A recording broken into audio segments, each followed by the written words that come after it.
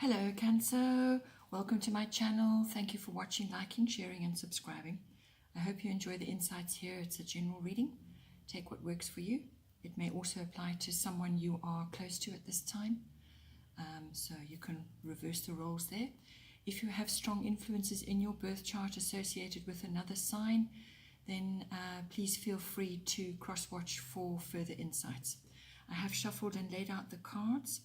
I work with the 12 houses of the zodiac. So as the cards appear in each house, then that is the influence that is coming up for you at this time.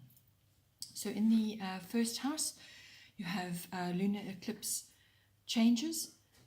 So the first house is everything to do with the self, your body, your physical appearance, your vitality, your personality, your characteristics.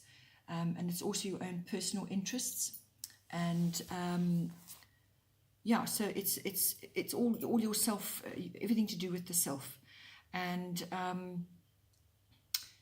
at this time, with lunar eclipse change in there, you're probably going to be facing some sort of changes, whether they are bodily changes or sort of external changes. Perhaps the way you project yourself to others, the way you are received by others. So it's essentially a moon card, which you're very, the moon already rules your sign, so you're very familiar with that, and you're very familiar with the phases of the moon. So you may just be coming across as being particularly, particularly changeable, perhaps a bit moody, going through emotional changes. You may also be going just through physical shape changes. The moon is also about habits, so you may be releasing old habits which are possibly coming up in the rest of your chart as well. So this is all tied in. So releasing the old ways of doing things, your old way of projecting yourself, the way you move through the world, the way you perceive the world, the way the world perceives you. You're going to be going through some sort of metamorphosis. And it's also about transformation. You may be looking at things differently. You may be having a new look altogether. So possibly changing your hairstyle, or just your external self is going through some kind of transformation. And also it can indicate a new start of some kind. So if you are wanting to start on a new regime for yourself, for your body, for your keeping active and so on, there may be a shift or a change which you're required to make. You may just start enjoying swimming as an activity. There's lots of manifestations for this. The change is possibly normally with the phases of the moon 6 weeks to 6 months. That's what you can expect here. But you may, with whatever changes come up to you, whatever changes are being brought to you to put in action, you may just feel a bit disoriented. When the changes are with you, you feel a bit disoriented during that period, and then later on, clarity and a new start comes out. Then in the second house, you have Leo, I will. So your second house is everything to do with your income, your money, your self-worth and your values, everything you own, your possessions, and that can be real estate and property, land, those sorts of issues. It's your material and your emotional resources as well. So with Leo, I will appearing there, you may be going through some changes, as I say, and this could affect you right throughout your chart, in fact. So if that is the case, you may be just needing to bring in the strength of Leo, the strength required to put in place whatever it is you need to do, or just to move through various circumstances which are coming at you at this time. Be careful not to overspend, since this house deals with your income, your money. Be careful not to overspend and spend on lavish or luxury items which perhaps don't serve you at this time. There's nothing wrong with spoiling yourself and enjoying a little bit of freedom in that regard, but just don't go overboard. Also, this may be to do with your income and bringing about changes for your income. So don't be afraid to seek assistance or to speak up about perhaps you need to ask for a raise, or there's some kind of issue which you need to address. So don't be afraid to speak up, be counted, make yourself known. It could also be that you are in the spotlight for some reason. Something's going to come up which is going to put you in the spotlight. It's a form of recognition. Perhaps this is going to boost your self-worth. You're going to feel good. You're going to feel proud of what you've achieved. There's something to do with that which could come in for you in the second house as well. But in any case, this card brings in growth. It's bold action. It's creative. So whether it's your finances, your income coming in, or to do with what you own, if you need to, move boldly forward on something, or you just want to be counted and seen and noticed, well, it's certainly going to come to you now at this time. Then in the third house, we have the fire element, which is desire. So again, another fiery card coming in for you, and it's could very well be linked to saying what you think, making your plans known, putting your desires into action. So whether that's asking for more income or increasing your rates or whatever it is, the third house covers everything to do with communication. So that's communication with others, your immediate circle, in your company or in your business, and it can be also on a much wider scale. This can be the public as well. So it's communication in general. That's written, verbal, body language, every form. It's what you say on social media. It's all of those sorts of things as well. So with this card in there, you can expect quick changes, new beginnings coming around. This could be also to do with contracts, documents. Perhaps you are taking action on a property, or perhaps you're taking action in your work. But it's all about really, and it can have this aspect as well, where it's like almost scorched earth. You literally clear the decks to start afresh. Just be aware that you don't want to burn your bridges and be arrogant and bring in that side of it. What you want to do is be honest and clear about what you desire and take action on it. Be honest and clear about what you want to say in whatever form that is. And it's all about being assertive and dynamic, creative and passionate. So you may be bringing this into your work environment or just dealing with others, and you're pushing ahead. Yeah, it's pushing ahead, pushing yourself forward, so that you can bring about a new beginning. Possibly, if you don't initiate changes, they're going to come for you, and they're going to be quick. There could also just be changes to if communication is your career, there are going to be quick changes about that as well. So perhaps a change of direction, or some kind of change to the way you do things, or the policy with which you are required to work with, and so on. Then also the third house can also be short journeys, local journeys. So you may want to take action on something and actually just go in and have a little break, or enjoy a weekend away, or something like that. Then in the fourth house you have Uranus. This is harnessing the genius within, but Uranus is also about change on a grand scale as well. So we've got change coming in here again and again. It's repeating over and over, and it's going to come up again later on. So this is this can be really a surprise, a big surprise, an upheaval. It can be a release from something and a liberation as well. So this covers your fourth house, which is your house of home, your home life, where you live, your actual physical structure where you live, and the interiors in there. It's also to do with your ethnic identity, your roots and your foundation. So there's going to be some sort of turning over there, and it will be quick, it will be sudden, and it will be unexpected. So you could have something coming to light, or a very quick sudden change, which now makes you have a completely different perception about your foundation, about your roots, about your identity, or it could just be physically in your home and in your home life. So you can be bringing changes in, perhaps freshening up the interiors, making a change, or you could be changing your home altogether. This may be forced on you as well and in a very unexpected way. So there's a surprise in store there somewhere. It could also just be a change of lifestyle. So something that has served its purpose now is changing, and you're now moving into a different way of doing things. You could have been waiting for a shift of some sort in your home environment, thinking it's never going to come. You've forgotten about it, and all of a sudden, wham, it's on your doorstep. It's that kind of change. It happens out of nowhere.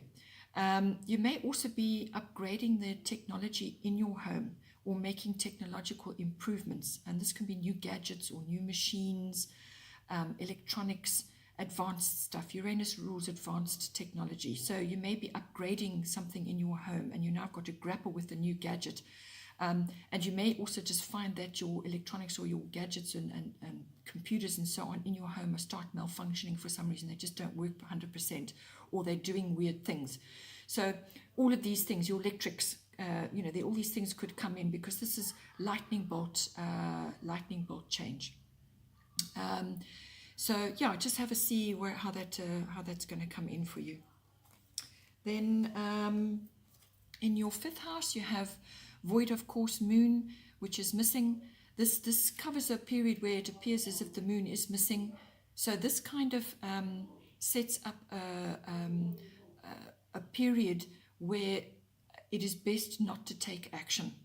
It's best not to take action on a new course or something new that you want to do, starting new things. This 5th house covers everything to do with children, either your children or children you are close to. It's the house of creativity, it's the house of love affairs, and it's the house of recreation, having fun. All forms of recreation, whatever that may be, just could be outdoor activities or gambling even. There's all kinds of recreation which fall under this. It's sports as well. So you possibly, if it's to do with your children, there may be something that you need to just wait a bit on. So it's avoid starting something new. Stay as you are and let matters settle, and then go about your new course of action. So, and if it's to do with children and they're wanting to start something new, or there's a change of routine happening, try not to interfere too much at this point of time. Let things just unfold. Stay disciplined and just wait until the dust is settled. And then you can move matters forward. If it's to do with creativity and you've got a creative project on the go, it's a time of contemplation and just staying as you are. And then you will probably know, within probably about a week or so, maybe it's even a few days, but usually about a week or so, then you can sort of ask the question again or try again and just see how things unfold. But it's a period of quiet, it's a period of nothingness. And so therefore it's not things may not just work out as you plan. So rather just stay as you are. You don't want your efforts in a specific direction to be now come to nothing. So it's about staying quiet, staying disciplined, staying on your path, and just keep going until you feel the energies shift, and then you can perhaps bring about changes of some sort. It's the same to do with a love affair as well. If somebody comes into your life and you're just not sure, then rather wait and just stay as you are for the moment. Then on the 6th house, which is your house of work, this is the house of work colleagues, workplace. It's also to do with your projects, your mastery, your self-mastery. And it's also to do with your health and your diet and your pets. So if you are in a work environment, you may be experiencing changes or maybe going through changes of some kind, or there's lots of action and there's lots of dynamic energy going on, or just lots of energy flying around. The 6th house implies action. It implies a fast pace. You may have to work in a team environment. You may have to work on sports if sports is your thing. And it's everything that goes on in a team environment like that. it's also a bit of a competitive energy. So if you're in a field where you are perhaps competing for something, well, this energy is going to be very strong. But it's dynamic. It's taking leadership on your work, in your work sphere. It's dynamic action, but it's focused and it's measured. You don't want to be making impulsive, rash decisions. It's not about rushing. This is the best way to harness this energy, is to absolutely have no nonsense attitude. Set your course and work through it in a measured fashion, but with some motivation and some speed. It's about discipline. That is the best way to harness this Aries energy, I am. So you're probably going to just find it's an energetic environment, or some kind of action is required from you. When it comes to health and diet, again, you may want to take action on something in that particular sphere for you. If you may find, because Aries is a strong energy, you may find that you get headaches, and there's too much rushing. If you try not to fall into the rushing trap. As I said, take measured, disciplined action, then you avoid all of those things. But the impulsive rushing aspect can bring about injuries of some sort, or just slow down, focus on what you need to do and aim for it. So headaches, also skin rashes possibly from too much, just too much going on. So that's how it kind of manifests in this area. Also don't avoid losing your temper or being too aggressive about things. So impatience. If you have too much temper, or you have too much aggression and so on, go and find a sport, or go and find something where you can exercise that energy out. Because swallowing it down or stuffing it down will actually lead to sort of indigestion and digestive issues. So so it's a balanced, measured energy, but it's focused and disciplined, it really is a green light for you to move forward on certain things. It could possibly also be to do with a pet. You may be acquiring a large pet or a very strong pet. That may come in for you as well. Then in the 7th house, you have Mercury, mind. The 7th house is everything to do with your personal one-on-one relationships. So this is your significant other. It can also be a business partnership. It's a one-on-one relationship. And with Mercury, mind in there, this can happen and bring about a variety of situations for you. If you're in an established relationship, then you may just be required to communicate, really, communicate properly about what it is you want to say. And it's sharp mental faculties, it's quickness, it's thinking on your feet. You may have to talk yourself into something or out of something. It's writing, it's texting. So there may be a lot of communication flying between you, or improved communication between you, however you do that. But you need to bring that in. There can also be sort of like, if you are facing some tense situations, then bring in a sense of humor. That's Mercury's quick wit. Bring in a sense of humor. It really does make things so much better. And if you can laugh about whatever it is you're facing, and then it opens the doors to communication, and then you can really solve a great deal of problems. So whether that's in a deep personal relationship or in your business relationship, it applies the same way. It requires flexibility, spontaneity, also be rational and objective. You may find that with Mercury, if you perhaps have a new relationship which has gone from the love affair stage and now it's going into something much more serious, then you may find that it requires for you to be friends first, really good friends, and then from there you move into a much deeper level, because it has that lighter aspect to it with Mercury in there. Also, when it comes to, other forms of communication, perhaps with your immediate close people, even in a business partnership, there may be a little bit of gossip coming in there, or some mind games, because Mercury can be tricky as well, can be the trickster. So there may be some concealed facts or untruths there that may very well come up as well. It depends on your situation. But in any case, it's about thinking on your feet, and communication of all kinds, and harnessing the very best of that, and using it to make your relationship, your close personal relationship, or your business relationship better, and move it forward and upwards, and to clear the air if need be. Then in your 8th house, there's Grand Trine, which is blessings. So the 8th house is it's a very powerful house. It covers sex, death, and rebirth.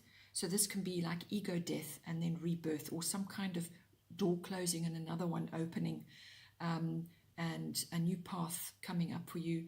It's also about as I said, sex. It's the deeper commitment between two people, and this can be your resources, your shared resources that are between you as well. So it's the organizing of those, and it's also if you're managing other people's money, this house rules other people's money, and it's big finance, insurance, investments, tax, accounting, banking, and all of those related sorts of issues. And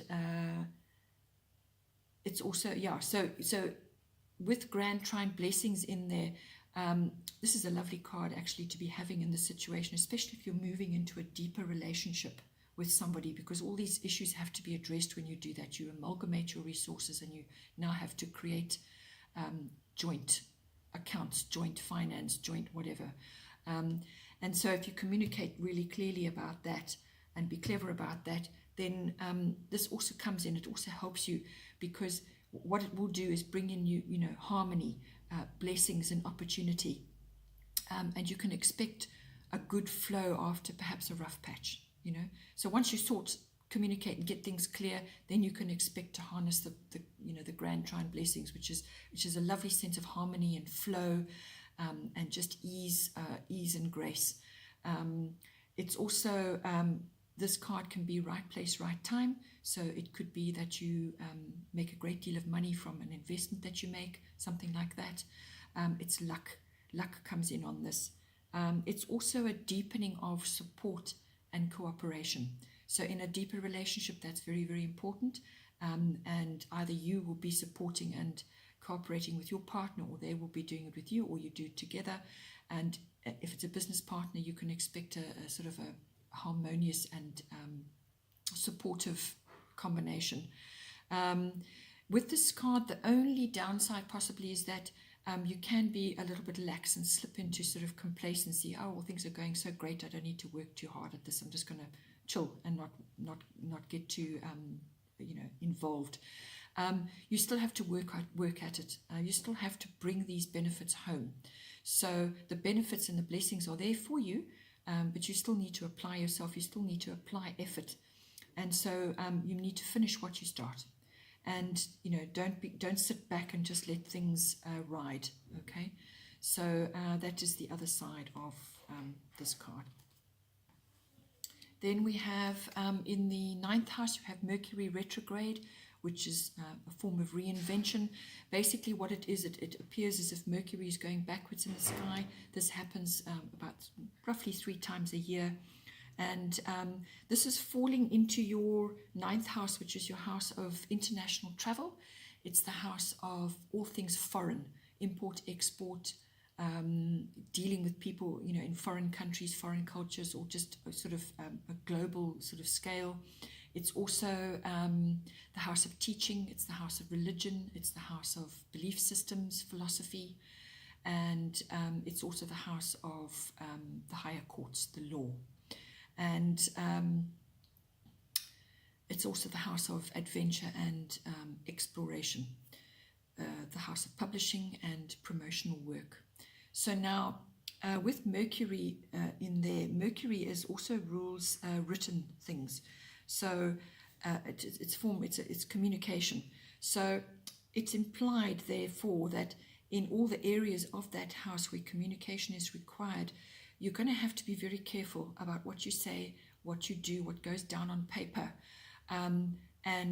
Because this period, things can go really quite awry. They can just simply not work, or they just kind of fall apart, or you will have to go back and do something again.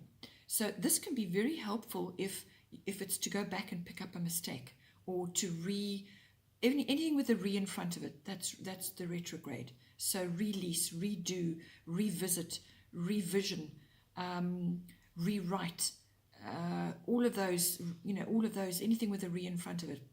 So it's basically going back over something which technically has already been done, going back over that again and coming up with a better plan, so that you can harness that and actually come up with something better, which is always going to be better. So that is the purpose of this. It's deep self-analysis and actually analysis of what it is that's on the table, to do it again. But mistakes can be made during this period. Things can just be missed. Mistakes get missed. They just don't. Nobody notices them, or just there's miscommunication. There's misunderstanding.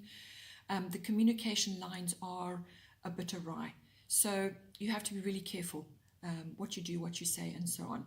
And if it's to do with travel, you can expect sort of your plans to be changed in some way, or you may revisit places that you didn't think you would, or you may visit people that you haven't seen for a long time. It could be very unexpected, or you could be having delays of some sort, or best laid plans. It's one of those where you've planned everything out, you've got it all sorted out, and then somewhere along the line something doesn't work, and your plans get changed. So there's a very strong possibility of that.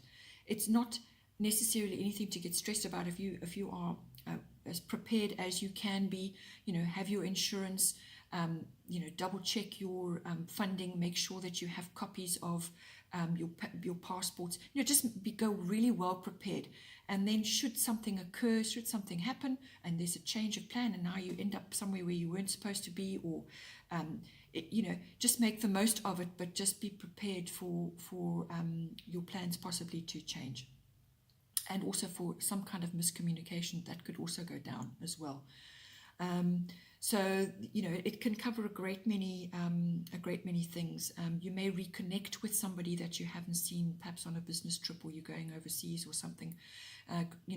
It's best also during this period, within all of those ninth house factors, not to be making a big purchase right now. Rather put it off if possible. Try and put it off. It covers roughly a 3-week period, but it could be anywhere between 1 week and a bit more. So just try and assess, for yourself, harness your energies and see where you are with that. But just be aware that it may go wrong. Also back up all your electronics, or if you're a writer or you have a lot of written words and you're now going to be sending it to publishing, make sure everything's backed up. Check all your documents and so on. Then in the 10th house, we have Saturn, which is all about the truth.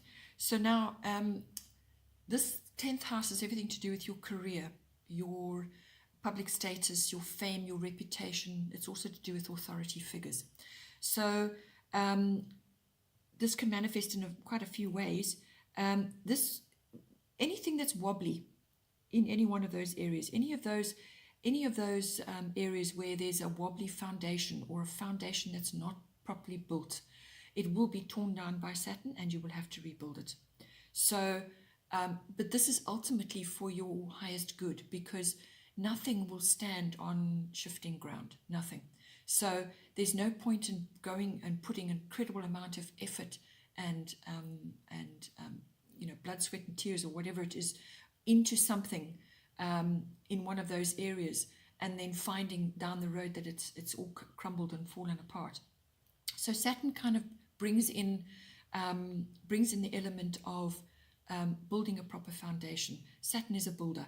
Saturn is wisdom and authority and knowledge, and also it's systematic, it's methodical.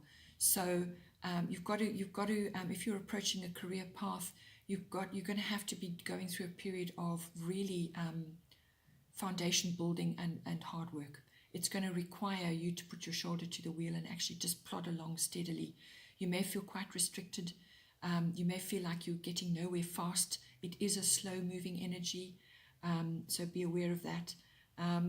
But Saturn can also bring a resolution after a period of difficulty. So therefore, the truth will come out. This could be personal truths or truths within your career environment. There could be delays as well, because Saturn forces everything to slow down and for things to be done properly. Basically, it's all about taking responsibility as well. So you could be feel like you're toiling away, but trust me, if you do that, if you work with the Saturn energy and harness those deep, sort of that deep resilience to keep moving forward, you will eventually reap the benefit in that. This could also cover a father figure or a mentor, somebody like that, who a teacher who is going to help you possibly in your in one of those areas. So that could be career or your something that you're dealing with in your public status and your reputation. It's all to do with how you are appearing in the world, in your public status, but in your career as well. And the two are often linked. So you could be having a very supportive father figure or authoritative figure in your life. It can also be a taskmaster, somebody who is really going to put you through your paces. So there's wisdom in that, because what you learn in that process is really going to help you later on. It's really going to be an incredible learning curve for you, even though it will feel difficult and you will feel restricted during that period. And you may even feel unacknowledged, really. So it can be all about that, but it's gaining maturity, and sort of, you will.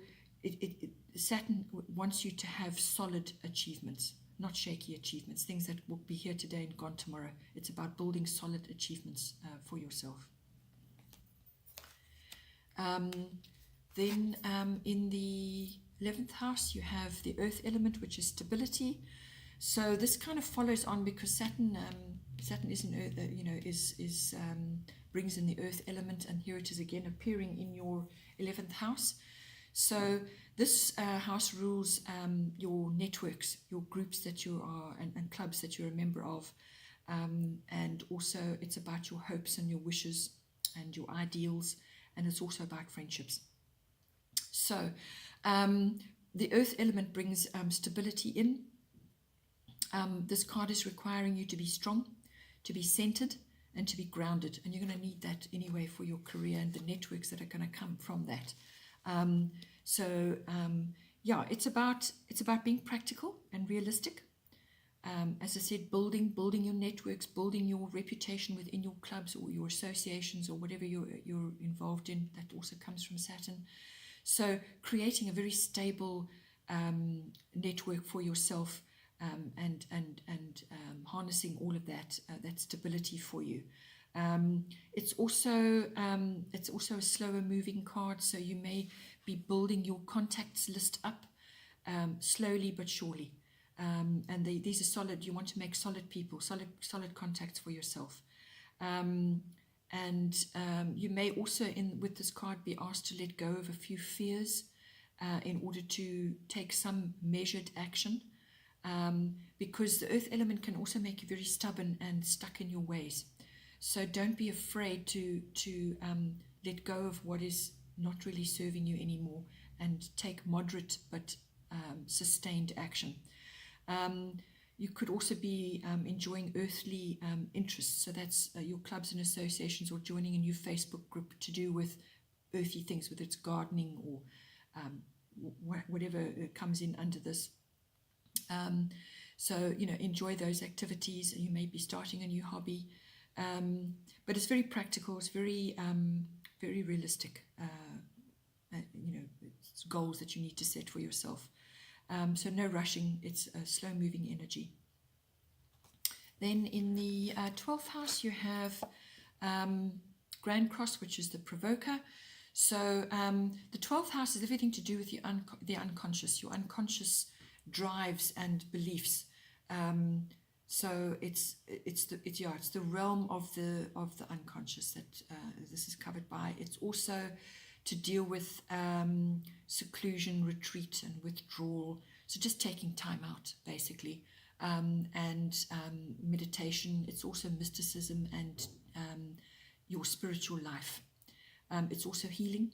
The 12th house covers healing and also finding resolutions and perhaps endings to things. The 12th house also rules escapism of all kinds. So this could be drugs and addiction and all of those related issues.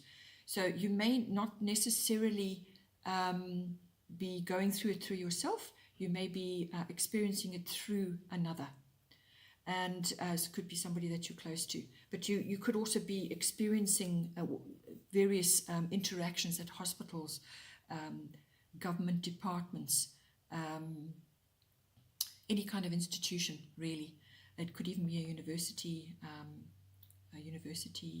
course or something like that. And university may also come up in your 9th house, which is the house of higher learning. So there could be, perhaps with this, just, take action carefully when it comes to what it is you're undertaking, your documents and your perhaps your exams and things like that. Do your best to go over everything as thoroughly as you can. Because this may come up as well, as I said, any kind of institution where you're just feeling a great deal of stress or just feeling frustrated, really, with whatever it is that you're trying to understand. It could just be a shifting a belief within yourself. It's the Grand Cross Provoker is sort of all these different very hard angles, putting you under quite a lot of pressure. So you will feel pressure to grow, and tension around that. This possibly ties in also with your career, where you may be being sort of feeling like you are plodding along, toiling away with no real resolution or no real progress being made. But so this will bring in a bit of tension for you. You could feel like you are working at cross purposes.